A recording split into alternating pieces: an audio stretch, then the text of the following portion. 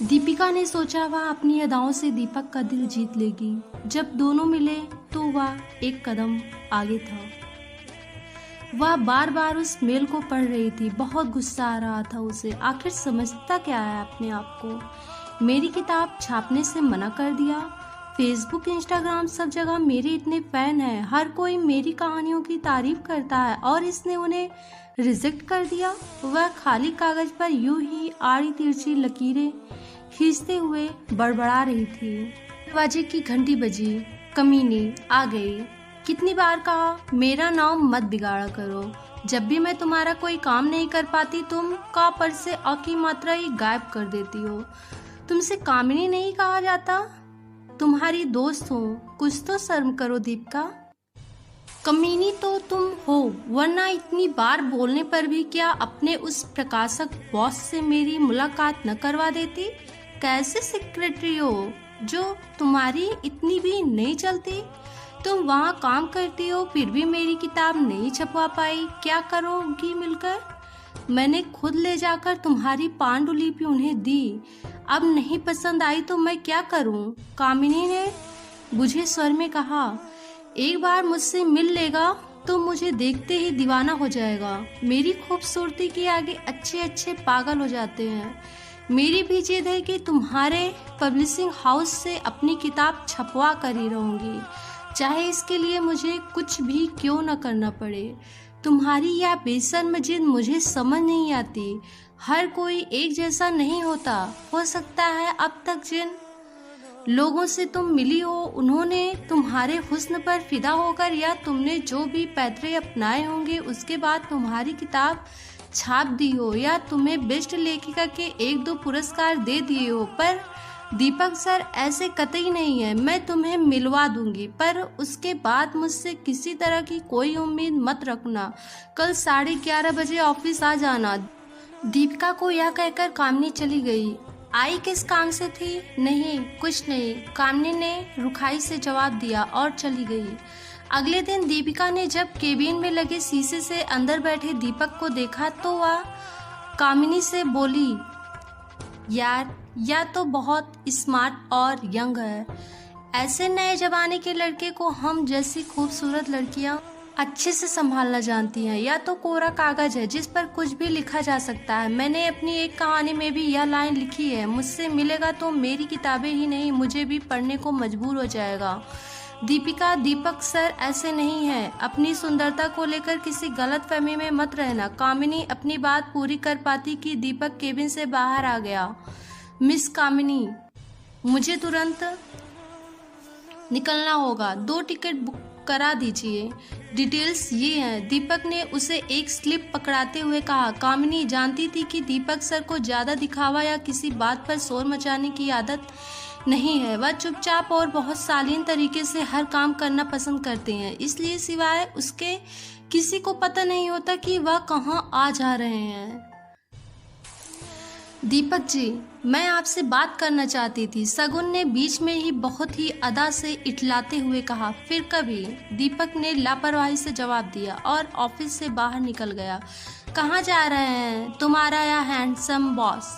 क्या करोगी जानकर? नहीं, बस ऐसे ही पूछ रही थी।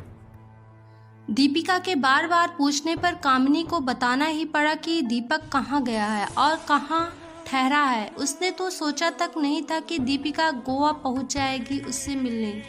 दीपिका किताब छपवाने के लिए कुछ भी कर सकती थी। यह उसकी बेशर्म जिद थी कि दीपक को पटाना है। उसे पूरा यकीन था कि अपनी अदाएं दिखाकर वह उसे अपना बना लेगी।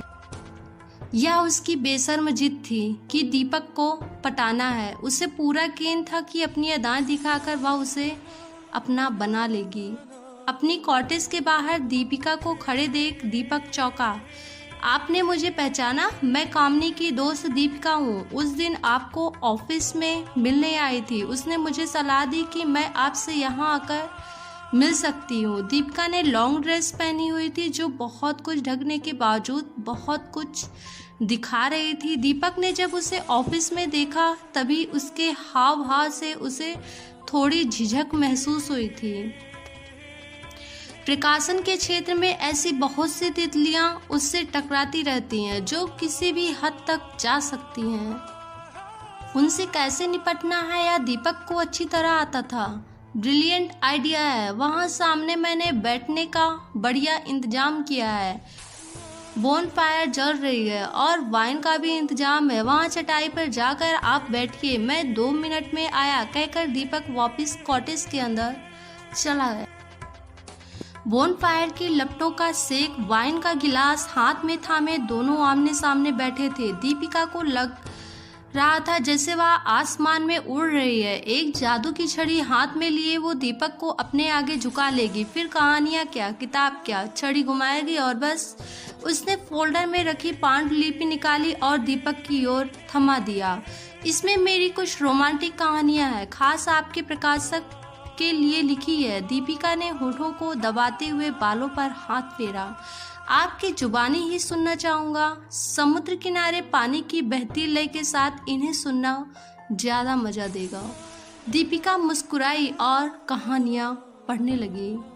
मीरा ने शुभम का हाथ कसकर थामा हुआ था। वे दोनों समुद्र किनारे गीली रेत पर खड़े थे, नंगे पांव। रात के अंधेरे में समुद्र की लहरों की गहरी आवाज जैसे दोनों से कुछ कह रही थी। शुभम अपना चेहरा मीरा के पास लाकर बोला, क्या तुम कुछ सुन पा रही हो?